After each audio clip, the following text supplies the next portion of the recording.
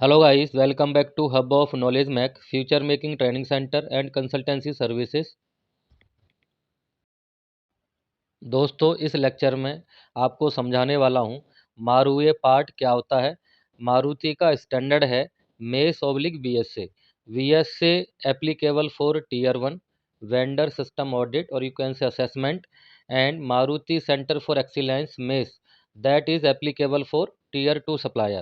This standard having 19 clauses, out of 19 clause number 14 is the Marue part management or you can say critical part management. According to this clause क्या क्या requirement उन्होंने describe किया है clause number 14 में मारुति की team ने, उसको मैं आपको वन बाय वन समझाऊंगा। IATF क्लॉज नंबर 8.3.3.3 में मारुए पार्ट या क्रिटिकल पार्ट को स्पेशल करैक्टरिस्टिक्स के थ्रू बताया गया है। तो कंप्लीट डिटेल IATF के क्लॉज नंबर 8333 में दिया हुआ है, उसको मैं आपको फुल डिटेल बताऊंगा उसके बारे में। और ये मारुए पार्ट और यू कैन से स्पेशल करैक्टरिस्टिक्स कौन कौन से लाइव डॉक्यूमेंट में हमें हाईलाइट करने होते हैं, तो वो लाइव डॉक्यूमेंट के बारे में यहाँ आपको मैं बताने वाला हूँ। So please let we continue this video till and.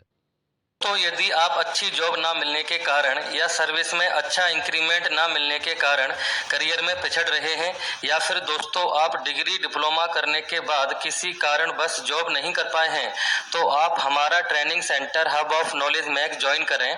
हमारे यहाँ से इंडस्ट्रियल डॉक्यूमेंटेशन का कोर्स करने के बाद आप अपने करियर में ग्रोथ कर सकते हैं और अपने करियर को रीस्टार्ट कर सकते हैं। हमारे यहाँ से ट्रेनिंग लेने के बाद कैंडिडेट का आईक्यू लेवल इंक्रीज हो जाता है और कॉन्फिडेंस बिल्डअप हो जाता है, क्योंकि सभी ट्रेनिंग प्रैक्टिकल व थ्योरेटिकल पढ़ाई जाती है और साथ में इंटरव्यू की प्रिपरेशन भी करवाई जाती है। The main objective of Hub of Knowledge Mac Training Center providing training, placement and development of career. First, let we understand what is Marue part. Marue part is defined as the critical part of a assembly or sub-assembly that having special characteristics related to fitment, function, safety and appearance. दोस्तों मारुए part यानी कोई भी component assembly से related हो या सब assembly से related है या कोई चाइल्ड पार्ट है, उसमें जो क्रिटिकल करेक्टरिस्टिक्स दिया गया है, क्रिटिकल करेक्टरिस्टिक्स को बोलते हैं CTQ, critical to quality, the dimension और you can say characteristics related to fitment, function, safety, appearance and performance also. So this kind of part is comes under मारुए part. Note, if Marue part failed, then overall performance of vehicle is affected, vehicle not convenient to operate. इसके according दोस्तों अगर मारुए part जो critical part है, जो कि safety, function और performance से रिलेटेड है या अपीयरेंस से रिलेटेड है, appearance is the part of the visual parameter, the functional part is fail, then overall performance of the vehicle is not convenient. Okay, it may be fail to operate. Okay, यहाँ appearance से हम लेके चलते हैं जो outer body होती है appearance की, जो हमारे ए क्लास एरिया में आती है। किसी प्रोडक्ट को जो असेंबली वाले प्रोडक्ट होते हैं, फाइनल होने के बाद उनको कुछ क्लासिफिकेशन एरिया में डिवाइड किया जाता है, A class area, B class area, C class area. A class area वो एरिया होता है जो डायरेक्ट हमारे आई कांटेक्ट में आता है, so that we can watch naked eye. Okay, जैसे आप गाड़ी लेने जा रहे हो तो गाड़ी का जो ओवरऑल जो लुक है उसका आप जो है आउटर बॉडी है, सबसे पहले उस पर आपकी नज़र जाएगी। अगर उसका कलर ठीक नहीं है, कलर वेरिएशन है, उसमें विजुअल डिफेक्टेड है, डेंटेड है, स्क्रैच है या पिटेड है, तो आप उसको नहीं लोगे ना। तो this is related to appearance. या ऐसा कोई पार्ट जिसको हम फंक्शनली कहते हैं, जैसे गियर हो गया, ओके, आपका स्टीयरिंग हो गई, ओके, आपका सेल्फ हो गया गाड़ी का, इससे रिलेटेड जो पार्ट जो कि फंक्शनल से रिलेटेड है, और परफॉर्मेंस, इंजन के पार्ट काफ़ी ऐसे होते हैं जो परफॉर्मेंस से रिलेटेड हैं। ओके, जैसे हमारा क्लच, ब्रेक, स्टीयरिंग, ये भी सारे परफॉर्मेंस से रिलेटेड हैं। तो इनका ये अगर पार्ट ख़राब हो जाते हैं तो डायरेक्टली गाड़ी के सेफ्टी पे इफ़ेक्ट होता है। और ओवरऑल गाड़ी की जो परफॉर्मेंस है वो डाउन हो जाती है। ओके, यहाँ पे हमारा जान और माल का खतरा रहता है अगर मारूए पार्ट फेल हो जाता है तो। ओके दोस्तों, तो जैसे यहाँ बताया गया है, ये कोई किसी गियर की ड्राइंग है और यहाँ रन आउट दिया गया है डेटम ए पे 0.03। ओके, तो 0.03 mm का इसमें रन आउट दिया है, तो ये मारूए इसको इंडिकेट किया गया है। तो ये करेक्टरिस्टिक्स रन आउट ये मारूए के कैटेगरी में आता है। तो जैसे वैसे भी आपको पता ही है, सेल्फ अंडरस्टूड है, गियर तो ऑलरेडी क्रिटिकल पार्ट है, फंक्शनल से रिलेटेड है, परफॉर्मेंस से रिलेटेड है। अगर उसमें रन आउट ज़्यादा होगा, बबलिंग ज़्यादा होगी, तो उसमें सेफ्टी का खतरा रहता है, जो है प्रॉब्लम आ सकती है कुछ भी। क्योंकि गियर का जो बबलिंग है वो मेटिंग पार्ट होता है, फंक्शनल होता है, रोटेशनल होता है। तो यही खराब होगा तो आपका पूरी गाड़ी की जो परफॉर्मेंस है, पूरी असेंबली पे फ़र्क पड़ेगा। ये अगर टूट गया, खराब हो गया, तो जान और माल दोनों पे ही फ़र्क पड़ने वाला है। ओके, तो दोस्तों यहाँ पे जो मारूए पार्ट, मारुति के स्टैंडर्ड में जो क्रिटिकल पार्ट को इंडिकेट किया जाता है ड्राइंग में, वो सर्कल के अंदर एक के थ्रू किया जाता है। ओके, ये सर्कल और एक क्या है, इसको मैं आपको समझाता हूँ। मारू एक जैपनीज वर्ड है जिसका मतलब है सर्कल। ओके, ए इंडिकेट करता है इंजन, इंजन का मतलब होता है सेफ्टी। तो मारू ए यानी सेफ्टी से रिलेटेड खासकर जो पार्ट हैं या उनके करेक्टरिस्टिक्स हैं, उन पे हमको सबसे पहले फोकस करना पड़ता है।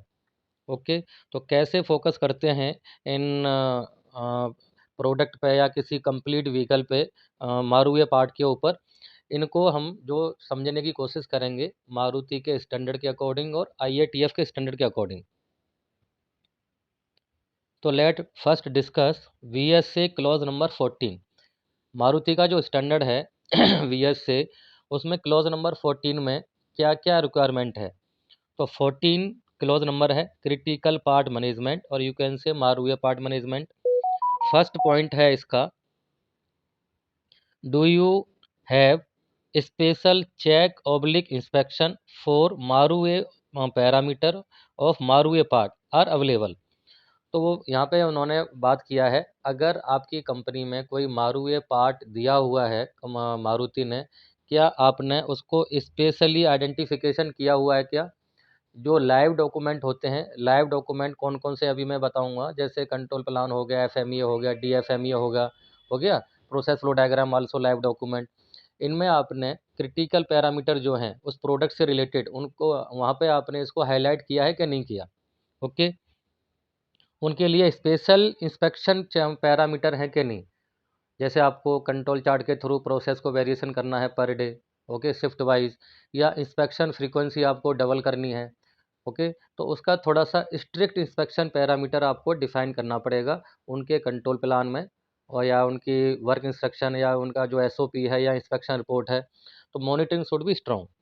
Second point, do you have identification of मारूए process operator on shop floor. अगर आप मारूए पार्ट बनाते हैं तो आपके शॉप फ्लोर के अंदर जहाँ कहीं वह वो पार्ट जिस मशीन पे ऑपरेट हो रहा है, उसको आप हाईलाइट करो, सर्कल के अंदर ए डालो और वहाँ पे लिखो मारूए। ओके, तो वो थर्ड पर्सन को या सेकंड जो विजिटर्स हैं या कोई भी है आउटसाइड पर्सन, उसको डायरेक्टली पता लग जाएगा दिस ऑपरेशन रिलेटेड टू मारूए पार्ट। ओके, उसमें बता रखा है इसने आइडेंटिफिकेशन प्रोसेस ऑपरेटर, ऑपरेटर भी आपको उसके लिए फ्रीज करने पड़ेंगे, क्योंकि मारूए पार्ट जिस मशीन पे ऑपरेट होता है वहाँ पर स्किल्ड ऑपरेटर चाहिए। उनकी कुछ क्वालिफ़िकेशन भी आपको बढ़ानी पड़ती है, कुछ क्वालिफ़िकेशन सर्टिफिकेट भी दिलाना पड़ सकता है, जो ताकि उस ऑपरेशन को अच्छी तरीके से वो हैंडल करें, और जितने भी पैरामीटर हैं मारूए से रिलेटेड उनको वो अच्छी तरीके से कंट्रोल करें ड्यूरिंग ऑपरेशन। तो स्पेशल ऑपरेटर आपको फ्रीज करने पड़ेंगे उसके लिए। थर्ड है, do you keep the repair history when repairing and using मारूए आइटम। अगर मारूए पार्ट में आप रीवर्क करते हो या रिपेयर करते हो, पहली बात तो मारूए पार्ट में ये एप्लीकेबल ही नहीं होता है रिपेयर एंड रीवर्क, फिर भी मारुति ने ये पॉइंट यहाँ पे दिया हुआ है। तो इससे रिलेटेड आपको कंप्लीटली हिस्ट्री रखनी है कि कब कब आपने रीवर्क किया और रिपेयर किया। Rework and repair both are different as per the IATF। इसके ऊपर मैंने वीडियो बना रखी है, इसके लिंक मैं आपको मैं दे दूंगा।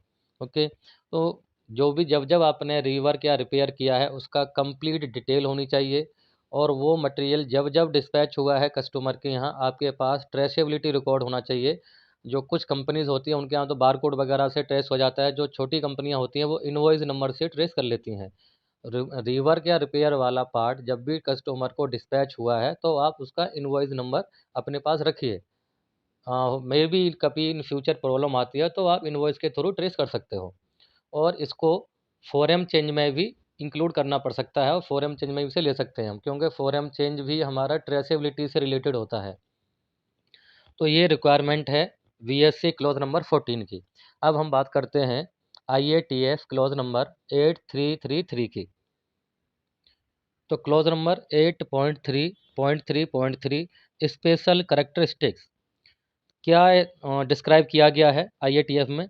The organisation must use a multi disciplinary of approach MDT to establish, document and implement its process to identify special characteristics, including those determined by the customer and the risk analysis performed by the organization. Okay, तो special characteristics आपका product से related भी हो सकते हैं, यानी product की जो क्रिटिकल डायमेंशन है वो आइडेंटिफाई होंगी। वो ये आइडेंटिफाई कब होती हैं? डिज़ाइन के समय पे। ओके, जब कस्टमर आपका आपके कंपोनेंट को की ड्राइंग जब आपको देगा, उसमें क्या क्या क्रिटिकल डायमेंशन है वहाँ पे वो मेंशन करके देगा, सर्कल के अंदर ए डाल के देगा, अगर मारुति से रिलेटेड कोई डायमेंशन है तो। दूसरा, प्रोसेस में जब सप्लायर उसको डेवलप करेगा, पार्ट को प्रोसेस वगैरह तैयार करेगा उसका, तो प्रोसेस में जो स्पेशल करेक्टरिस्टिक्स हैं मशीनिंग से रिलेटेड, ओके, उनको हाईलाइट करेगा, वो उनकी लिस्ट बनाएगा। तो इनको कंट्रोल करने के लिए हमें इनका जितने भी प्रोडक्ट के पैरामीटर हैं, प्रोसेस के पैरामीटर हैं, इनमें अगर वेरिएशन आता है, ओके, मोर देन स्पेसिफिकेशन या लेस देन स्पेसिफिकेशन होते हैं, तो उनसे हमारे प्रोडक्ट पे क्या फ़र्क पड़ेगा, इसको हम जो है अगर प्रोसेस से रिलेटेड इंडिकेट करोगे, प्रोसेस में फेलियर्स क्या क्या हो सकते हैं, तो PFMEA में इनको मेंशन करना है। डिज़ाइन से रिलेटेड है तो DFMEA में इनको मेंशन करना है। तो ये FMEA is the risk analysis tool, जिसमें हमें सभी क्रिटिकल डायमेंशन और अदर डायमेंशन जो भी स्पेशल करेक्टरिस्टिक्स हैं, ऐसा नहीं है IATF में लिखा हुआ है not limited to special characteristics, इनके ऊपर तो है ही है, बाकी सभी इस करेक्टरिस्टिक्स को भी आपको कंसीडर करना है ड्यूरिंग DFME और PFMEA, तभी हम इफेक्टिव फुल प्रूफ प्रोसेस बना पाएंगे प्रोएक्टिव काउंटर मेजर इम्प्लीमेंट करके। नेक्स्ट है लाइव डॉक्यूमेंट क्या क्या होते हैं। तो लाइव डॉक्यूमेंट सबसे पहले डिज़ाइन फेज पे बनाया जाता है, तो DFMEA उस प्रोडक्ट से रिलेटेड जो जो क्रिटिकल पैरामीटर हैं, जिनको हम मारुए पैरामीटर या जो है उनको हम स्पेशल करेक्टरिस्टिक्स बोलेंगे उस मारुए प्रोडक्ट में, उनको सभी को यहाँ कंसीडर करना है, उनके फेलियर मोड को यहाँ कंसीडर करना है, और उनका प्रिवेंटिव मेजर्स यहाँ लेने हैं। सेकेंड, इसके बाद प्रोसेस फ्लो डायग्राम बनाया जाता है, उसमें आप हाईलाइट करना है तो कर सकते हो, अदरवाइज यहाँ इसको ब्रॉड लेवल पर बनाया जाता है कि इस प्रोडक्ट को कितने कितने ऑपरेशंस पर बन के तैयार होगा, और क्या क्या क्रिटिकल मशीन्स यहाँ पे लगेंगी, पैरामीटर क्या क्या रहेंगे, ये भी डिफाइन हो जाता है इधर प्रोसेस फ्लो डायग्राम में। PFMEA, ये प्रोसेस को जब पार्ट को जब डेवलप किया जाता है, यानी प्रोसेस को तैयार किया जाता है, डेवलप किया जाता है पार्ट को मैन्युफैक्चरिंग करने के लिए, तो प्रोसेस से रिलेटेड क्या क्या फेलियर पैरामीटर्स हैं, यहाँ पे प्रोसेस के करेक्टरिस्टिक्स को भी कंसीडर करना है, प्रोडक्ट के करेक्टरिस्टिक्स को भी कंसीडर करना है। ठीक है, तो ये सभी पैरामीटर को हम कंसीडर करेंगे, इनके क्या क्या फेलियर मोड हैं, तभी हम उन पर प्रिवेंटिव मेजर्स ले पाएंगे और अपने प्रोसेस को फुल प्रूफ बना सकते हैं। देन इसका कंट्रोल मैकेनिज्म किस में आता है? कंट्रोल प्लान में। तो ये लाइव डॉक्यूमेंट हैं DFMEA PFMEA कंट्रोल प्लान, यहाँ पे जो सर्कल के अंदर ट्रेंगल डाला हुआ है, तो ये यहाँ इन तीनों डॉक्यूमेंट में हमें क्रिटिकल यानी मारुए पैरामीटर जो भी है, या क्रिटिकल पैरामीटर, स्पेशल करेक्टरिस्टिक्स, आप कुछ भी कर सकते हो, क्रिटिकल को हम स्पेशल करेक्टरिस्टिक्स भी बोलते हैं, तो इन पैरामीटरों को हमें स्पेशली हाईलाइट करना पड़ेगा, और इसके साथ में ड्राइंग में भी उनको हाईलाइट करना है। Drawing is the first. So friends, I hope you understood the complete description about Marue part. Thank you.